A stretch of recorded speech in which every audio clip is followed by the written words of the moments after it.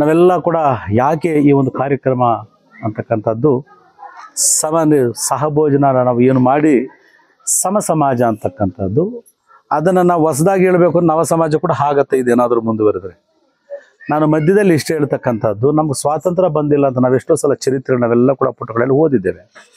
ಆ ಸ್ವಾತಂತ್ರ್ಯವನ್ನು ಗಳಿಸಬೇಕಾದ್ರೆ ಎಷ್ಟೋ ಜನ ಪ್ರಾಣವನ್ನು ಕಳ್ಕೊಂಡಿರ್ತಕ್ಕಂಥವ್ರು, ಸಾಕಷ್ಟು ಜನದ ಶ್ರಮ ಪಟ್ಟಿರ್ತಕ್ಕಂಥವ್ರು, ನೂರಾರು ವರ್ಷಗಳ ನಂತರದಲ್ಲಿ ಒಂದು ಸ್ವಾತಂತ್ರ್ಯ ಅಂತಕ್ಕಂಥ ಪಡೆದು ಇವತ್ತು ನಾವು ಈ ನವಯುಗದ ನಮ್ಮ ಒಂದು ಏನನ್ನ ನಮ್ಮ ರಾಜ್ಯವನ್ನು ಯಾರೇ ಮಂತ್ರಿಗಳು, ಬೇರೆ ಬೇರೆ ನಾಯಕರು, ಬೇರೆ ಬೇರೆ ಪಾಳ್ಯಗಾರರು ಹಿಡಿತದಲ್ಲಿದೆ ನಾವೇ ನಮ್ಮ ಆಡಳಿತ ನಡೆಸ್ಕೊಳ್ತಕ್ಕಂಥ ಸ್ಥಿತಿಗೆ ಇವತ್ತು ಡಾಕ್ಟರ್ ಬಿ ಆರ್ ಅಂಬೇಡ್ಕರ್ ಆಗಿರ್ತಕ್ಕಂಥ ಬುನಾದಿ ಮೇಲೆ ನಾವು ಪಾಯದ ಮೇಲೆ ನಾವು ನಿಂತಿದ್ದೀವಿ ಇವತ್ತು. ಆದರೆ ಈಗಾಗಲೇ ಅಣ್ಣ ಒಂದು ಮಾತು ಹೇಳ್ತಾ ಇದ್ದರು, ಈ ದೇಶದಲ್ಲಿ, ಈ ಪ್ರಪಂಚದಲ್ಲಿ, ಇಡೀ ವರ್ಲ್ಡ್, ಈ ಜಗತ್ತು ಏನಿದೆ ಇಲ್ಲಿರ್ತಕ್ಕಂಥದ್ದು 204 206 ದೇಶಗಳಿದ್ದಾವೆ, ಚಿಕ್ಕ ಪುಟ್ಟ ಸೇರಿಸ್ಕೊಂಡು.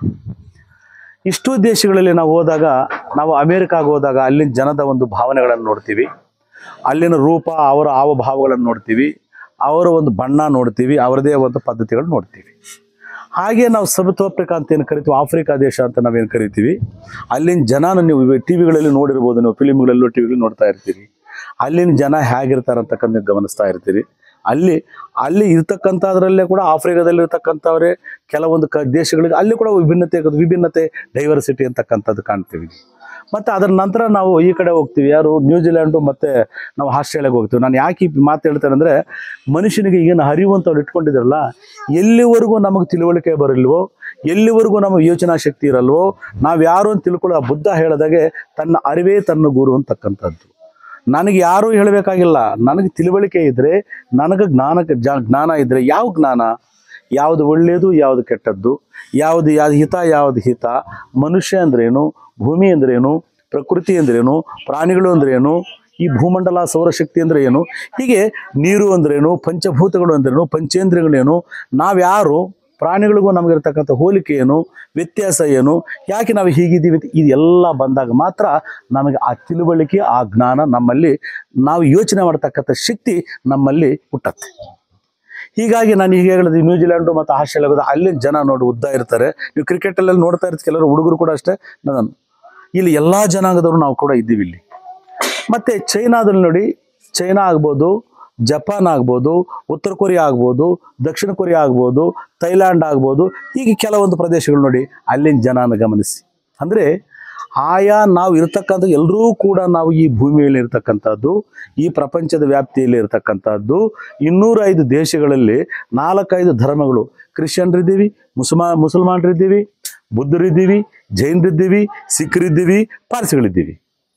ಇಷ್ಟು ಕೂಡ ಅವರವ್ರ ಧರ್ಮ, ಅವ್ರಿಗೆ ಆಯಾ ಕಾಲಘಟ್ಟಕ್ಕೆ, ಅವರ ಪದ್ಧತಿಗಳಿಗೆ, ಅವರ ಸಂಪ್ರದಾಯಕ್ಕೆ ಅನುಗುಣವಾಗಿ ನಾವು ಊಟ ಮಾಡೋದಾಗಲಿ, ಬಟ್ಟೆ ಹಾಕೋದಾಗಲಿ, ಅವರ ಆ ಪ್ರದೇಶಕ್ಕೆ ಅನುಗುಣ ವಾತಾವರಣಕ್ಕಂಗೆ ಆ ಬಣ್ಣ ಆಗ್ಬೋದು, ಅವ್ರ ಉದ್ದ ಆಗ್ಬೋದು, ಕುಬ್ಜರಾಗ್ಬೋದು, ಹೀಗೆ ಬೇರೆ ಬೇರೆ ಇದ್ದೀವಿ. ಆದರೆ ಈಗಾಗಲೇ ಅಣ್ಣ ಹೇಳಿದ್ರು, ಯಾವುದೇ ದೇಶದಲ್ಲಿ ಭಾರತದಲ್ಲಿರ್ತಕ್ಕಂಥ ಏನು ಒಂದು ಸ್ಥಿತಿ ಇದೆ, ಒಂದು ಪರಿಸ್ಥಿತಿ ಇದೆ, ಅದು ಎಲ್ಲೂ ಕೂಡ ಇಲ್ಲ. ಅಲ್ಲಿ ಕೆಲವು ಈಗಾಗಲೇ ಧರ್ಮಗಳ ಬಗ್ಗೆ ಹೇಳಿದೆ, ಅವರು ಒಂದನ್ನೇ ನಂಬುತ್ತಾರೆ, ಒಂದೇ ವಿಚಾರದಲ್ಲಿ ಅವರು ಯೋಚನೆ ಮಾಡ್ತಾರೆ. ಆದರೆ ಯಾವಾಗ ಒಂದನ್ನೇ ನಂಬಿ ಒಂದೇ ವಿಚಾರ ಯೋಚನೆ ಮಾಡಿದ್ರೆ ಅಲ್ಲಿ ಒಗ್ಗಟ್ಟು ಅಂತಕ್ಕಂಥದ್ದು ಬರುತ್ತೆ. ತಾನೂ ಬದುಕಬೇಕು, ನನ್ನ ಧರ್ಮದವನು ಬದುಕಬೇಕು ಅಂತಕ್ಕೊಂದು ಭಾವನೆ.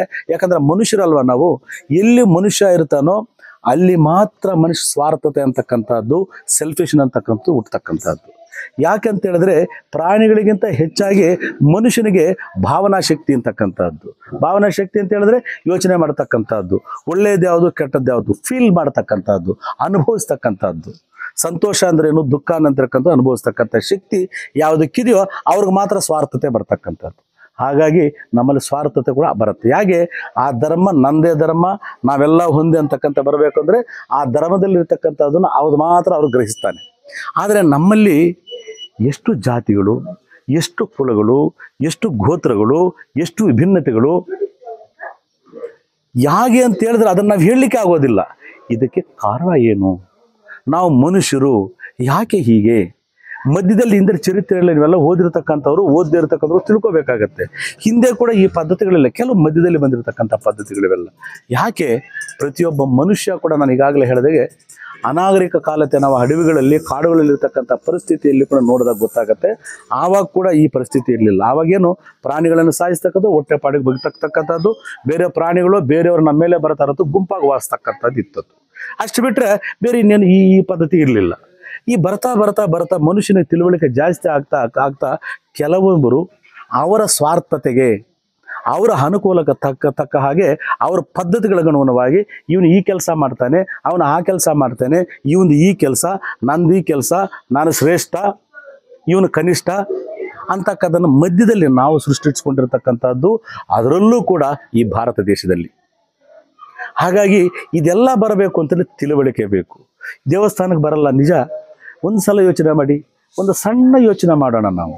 ಇವತ್ತು ನಾಯಿ ಇಲ್ಲಿ ಬಿಟ್ಟರೆ ಅದೆಲ್ಲ ಹೋಗ್ತದೆ, ಗಲೀಜು ತಿಳ್ಕೊಂಡು ಬಂದಿರುತ್ತೆ. ಬೆಕ್ಕು ಬಿಟ್ಟರೆ ಅಲ್ಲಿಗೆ ಹೋಗಿರುತ್ತೆ, ಒಂದು ಇದು ಯಾವುದು ಹಿಲಿ ಅಂತ ಇರುತ್ತೆ, 3 ದಿವಸ 4 ದಿವಸ ಅದನ್ನು ಕಚ್ಕೊಂಡು ಬರುತ್ತೆ, ಅಥವಾ ಒಂದು ಕಡೆ ಇಟ್ಟರೆ ಅದು ಕೊಳತು ಹೋಗುತ್ತೆ.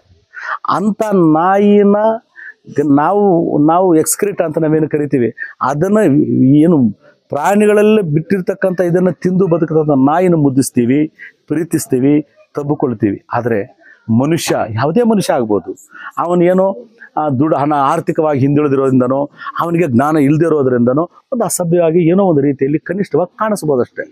ಪ್ರತಿಯೊಬ್ಬ ಮನುಷ್ಯನಿಗೂ ಕನಿಷ್ಠವಾಗಿ ಕಾಣಿಸ್ತಕ್ಕಂಥ ಬಿಡೋದು ಯಾವಾಗ ಗೊತ್ತಾ? ಮನುಷ್ಯನ ಆರ್ಥಿಕವಾಗಿ ಅವನು ಮುಂದುವರೆದಾಗ ನಾನೇನು ಮಾಡಬೇಕು ಅಂತ ತಿಳುವಳಿಕೆ ಅವನು ಬರುತ್ತೆ.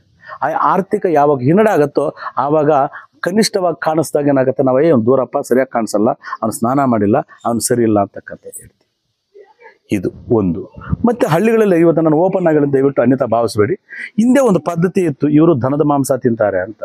ಇವತ್ತು ಈ ದೇಶದಲ್ಲಿರ್ತಕ್ಕಂಥವ್ರು ಪ್ರತಿಯೊಬ್ಬರು ಕೂಡ ಒಂದು ಘನತೆ, ಒಂದು ಗಾಂಭೀರ್ಯ, ನಾನು ಅಮೇರಿಕಾ ಹೋಗಬೇಕು, ಕೆನಡಾ ಹೋಗಬೇಕು, ಇಂಗ್ಲೆಂಡ್ ಹೋಗಬೇಕು, ಅಥವಾ ಬೇರೆ ಯಾರು ಯುರೋಪ್ ಕಂಟ್ರೀಸ್ಗೆ ಹೋಗಬೇಕು ಅಂತ ನಾವು ಹೇಳ್ತೇವೆ, ಆಸ್ಟ್ರೇಲಿಯಾಗೆ ಹೋಗಬೇಕು ಅಂತ. ಅಲ್ಲಿ ಏನು ತಿಂತಾರೆ? ನನ್ನ ಸ್ನೇಹಿತರು ಬೇರೆ ಜನಾಂಗದವರು ಕೂಡ ತಿಂತಾರೆ. ಅವರು ಫೋನ್ ಏನು ತಿಂತಾ ಇದೀವಿ ಅಂದ್ರೆ ಇಂಥ ತಿಂತಾ ಇದ್ದೀನಿ ಕಾಣೋ ಅಂತ ಹೇಳ್ತಾರೆ. ಆಗ ತಿನ್ನೋದು ಇದಲ್ಲ, ಮನುಷ್ಯನ ಹೊಟ್ಟೆಪಾಡಿಗೆ ಏನೇ ತಿನ್ನಲಿ ಅದು ಅವನ ಹೊಟ್ಟೆಪಾಡಿಗೆ ತಿಕ್ಕತಕ್ಕಂಥದ್ದು, ಅವನಲ್ಲಿ ಬರ್ತಕ್ಕಂಥದ್ದು. ನಾನು ಒಬ್ಬರು ಬ್ರಾಹ್ಮಣ ಬಿಟ್ಟರೆ ನಾನು ತಿಂತಿರಲಿಲ್ಲ. ಅಂದರೆ ಆ ಪದ್ಧತಿಗೆ ಅನುಗುಣವಾಗಿ ಯಾರು ಒಂದು ಮಗು ಹುಟ್ಟುತ್ತೆ, ಯಾರು ಕೂಡ ಗೂಗಲಲ್ಲಿ ನಾನು ಬ್ರಾಹ್ಮಣಲ್ಲಿ ಮುಟ್ಟಬೇಕು, ನಾನು ಯಾವುದೋ ಒಂದು ಅಸ್ಪೃಶ್ಯತೆಯಲ್ಲಿ ಹುಟ್ಟಬೇಕು, ಅಥವಾ ಇನ್ಯಾವುದೋ ಕುಲದಲ್ಲಿ ಹುಟ್ಟಬೇಕು ಅಂತ ಯಾರು ಕೂಡ ಗೂಗಲಲ್ಲಿ ನಾವೇನು ಅಪ್ಲಿಕೇಶನ್ ಹಾಕ್ಕೊಂಡು ಹುಟ್ಟೋದಿಲ್ಲ. ಪ್ರಕೃತಿ ದತ್ತವಾಗ ಮನುಷ್ಯನಿಗೊಂದಿರುತ್ತೆ, ಮದುವೆ ಒಂದಿರುತ್ತೆ, ಸಂಸಾರ ಒಂದಿರುತ್ತೆ, ಒಂದು ಗಂಡು ಹೆಣ್ಣು ಸೇರ್ತೀವಿ. ಆ ಉದ್ದೇಶ ಆಗತಕ್ಕಂಥ ಒಂದೇ, ನನ್ನ ವಂಶ ಉದ್ಧಾರ ಆಗಬೇಕು, ನನ್ನ ವಂಶೋಭಿವೃದ್ಧಿ ಆಗಬೇಕು ಅಂತಕ್ಕಂಥ ಆ ನಿಟ್ಟಿನಲ್ಲಿ ಅಲ್ಲಿ ಹುಟ್ಟಿರ್ತೀವಿ ಅಷ್ಟೇ. ಹೀಗೆ ಬಿಟ್ಟರೆ ಇವೆಲ್ಲ ಯೋಚನೆ ಮಾಡಿದಾಗ ಮನುಷ್ಯ ತಾವೆಲ್ಲರೂ ಒಂದು ಗಣತೆ. ಅಂಬೇಡ್ಕರ್ ಒಂದು ಕಡೆ ಹೇಳ್ತಾನೆ, ನಾವು ಎಲ್ರಿಗಿಂತ, ನಾನು ವೈಯಕ್ತಿಕವಾಗಿ ನನಗಿಂತ ಮುಂಚೆ ಈ ದೇಶ ದೊಡ್ಡದು ಅಂತ ಹೇಳ್ತಾನೆ. ಕೆಲವರೆಲ್ಲ ಹೇಳೋದಿಲ್ಲ. ಅವ್ರು ಯಾಕೆಂದರೆ ಈ ಹಿಂದುಳಿದಿರ್ತಕ್ಕಂಥವ್ರು ಫಸ್ಟ್ ಮನುಷ್ಯನ ಗೌರವಿಸಬೇಕು, ಪ್ರೀತಿಸಬೇಕು. ಯಾವ ದೇಶದಲ್ಲಿ ಒಂದು ಅಳತೆ ಅಂತ ಹೇಳ್ತೀವಿ, ಅಳತೆ ಅಂತ ಹೇಳಿದ್ರೆ ಮೆಜರ್ಮೆಂಟ್ ಮಾಡ್ತೀವಿ ಅಂತಕ್ಕಂಥದ್ದು, ಯಾವ ದೇಶ ಚೆನ್ನಾಗಿದೆ, ಯಾವ ದೇಶ ಚೆನ್ನಾಗಿಲ್ಲ ಅಂತಕ್ಕಂಥ ಅಂಬೇಡ್ಕರ್ ಒಂದು ಕಡೆ ಹೇಳ್ತಾನೆ.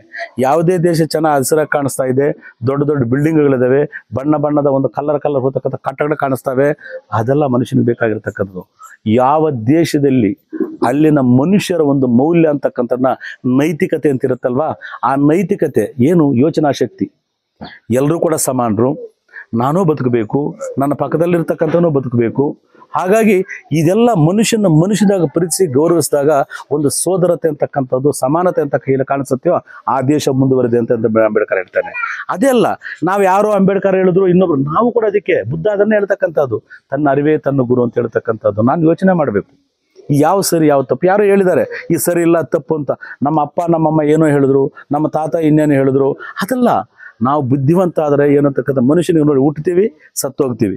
ನೋಡಿ ಇವತ್ತು ಬೆಳಗ್ಗೆ ಕೊಟ್ಟರು, ನೆನ್ನೆ ಆಗಿತ್ತು, ಇದು ಮುಗ್ಗಾಗಿತ್ತು ನೆನ್ನೆ, ಇವತ್ತು ಇದು ನಮ್ಮ ಕೈಯಲ್ಲಿ ಚೆನ್ನಾಗಿ ಬಿಟ್ಟು ಚೆನ್ನಾಗಿ ಕಾಣಿಸ್ತಾ ಇದೆ, ಇನ್ನು ಸಾಯಂಕಾಲದ ಮಡಿಚೋಗುತ್ತೆ. ಈ ಬದುಕು ಅಷ್ಟೇ. ಮನುಷ್ಯ ಜೀವನ ಹುಟ್ಟು ಸಾವು ಮಧ್ಯದಲ್ಲಿ ನಾವು ಹೆಂಗಿದ್ದೀವಿ ಗೊತ್ತಾ? ಈ ಹುಟ್ಟು ಸಾವು ಮಧ್ಯದಲ್ಲಿ ಹೆಂಗಿದೆ ಅಂತ ಹೇಳಿದ್ರೆ, ಹುಟ್ಟಿದ ತಕ್ಷಣ ನಾವು ಹಿಂದ್ಗಡೆ ನಮ್ಮ ಸಾವು ಅಂತಕ್ಕ ನೆರಳಕ್ಕೆ ಕಾಯ್ತಾ ಬರುತ್ತೆ. ನಮಗೆ ಹುಟ್ಟಿದ ತಕ್ಷಣ ಸಾಯ್ಬೋದು, 1 ವರ್ಷಕ್ಕೂ ಸಾಯ್ಬೋದು, 10 ವರ್ಷಕ್ಕೂ ಸಾಯ್ಬೋದು, 15 ವರ್ಷಕ್ಕೂ ಸಾಯ್ಬೋದು, 50 ವರ್ಷಕ್ಕೂ ಸಾಗ್ಬೋದು, ಅಥವಾ 70, 80, 90ವರೆಗೂ ಬದುಕಲೂಬಹುದು. 100 ಮೇಲೆ ಯಾರು ಅಸಾಧ್ಯ ಈಗಿನ ಕಾಲಘಟ್ಟದಲ್ಲಿ. ಹಾಗಾಗಿ ಈ ಬದುಕಿನಲ್ಲಿ ನಾವು ಯಾರೂ ಶಾಶ್ವತ ಅಲ್ಲ, ನಾವೆಲ್ಲರೂ ಕೂಡ ಶಾಶ್ವತ ಅಲ್ಲ. ಬದುಕಿನಲ್ಲಿ ಮನುಷ್ಯನಿಗೆ ಯಾವುದು ಅಂತ ಹೇಳಿದ್ರೆ, ಯಾರು ತಿಳುವಳಿಕೆಯಿಂದ, ಯಾರು ಯಾವುದು ಒಳ್ಳೆಯದು ಕೆಟ್ಟದ್ದು, ಯಾವುದು ಹಿತ ಯಾವುದು ಅಹಿತ, ಏನು ಮಾಡಬೇಕು ಏನು ಮಾಡಬಾರ್ದು, ಯಾವುದು ಸರಿ ಯಾವುದು ತಪ್ಪು ಅಂತಕ್ಕ ಮನುಷ್ಯನ ಒಂದು ಸಣ್ಣ ತಿಳುವಳಿಕೆಯನ್ನು ಎತ್ತುಕೊಂಡು ನಾನು ಸಾಯ್ತಾ ಇದ್ದೀನಿ ಅಂತಕ್ಕಂತಾಗ ಆ ಜ್ಞಾನದಲ್ಲಿ ನನ್ನ ಜೀವನದಲ್ಲಿ ಏನೋ ನಾನು ಬದುಕಿದೆ, ನನ್ನ ಪಕ್ಕದವನು ಬದುಕಿದೆ, ನನ್ನಿಂದ ತೊಂದರೆ ಆಗಲಿಲ್ಲಪ್ಪ, ನಾವೆಲ್ಲ ಸರಿಸಮಾನರು ಅಂತಕ್ಕಂಥ ಮೈಂಡಿಗೆ ಬಂದು ಪ್ರಾಣ ಬಿಡುತ್ತೆ ನೋಡಿ, ಅದು ಶ್ರೇಷ್ಠತೆ ಅಂತಕ್ಕಂಥದ್ದು, ಅದು ಮೌಲ್ಯವಾದಂಥ ಬದುಕು ಅಂತಕ್ಕಂಥ. ಹಾಗಾಗಿ ನಾವೆಲ್ಲರೂ ಕೂಡ ಪ್ರಾಣಿಗಳಿಗಿಂತ ಮನುಷ್ಯರಾದರೂ ಕಡೆ ಆಗಬಾರದು ಅಂತ ಹೇಳಿದ್ರೆ ಪ್ರತಿಯೊಬ್ಬರನ್ನು ಪ್ರೀತಿಸಬೇಕು, ಪ್ರತಿಯೊಬ್ಬರನ್ನು ಗೌರವಿಸಬೇಕು. ಸೋದರ ಭಾವನೆಯಿಂದ ನಾವು ಕಾಣಿದಾಗ ಮಾತ್ರ ಈ ಒಂದು ಸಮಾಜವನ್ನು ನಾವು ಕಾಣಲಿಕ್ಕಾಗತ್ತೆ. ಯಾವತ್ತೂ ಅಷ್ಟೇ ಒಬ್ಬರು ನಾವು ಇನ್ನೊಬ್ರು ಹೇಳಿದ ತಕ್ಷಣ ನಾವು ಗಮನ ಹರಿಸ್ತಕ್ಕಂಥದ್ದು, ನಮ್ಮನ್ನು ಗಿಚ್ಚಿದಾಗ ಎಷ್ಟು ನೋವಾಗುತ್ತೆ, ಇನ್ನೊಬ್ರು ಗಿಚ್ಚೋಕೆ ಹೋದಾಗ ನೋವಾಗತ್ತಿಲ್ಲ ಅಂತಕ್ಕಂಥದ್ದು ಸ್ವಾಮಿ ದಯಾನಂದ ಸರಸ್ವತಿ ಒಂದು ಕಡೆ ಇದನ್ನು ಹೇಳ್ತಾರೆ.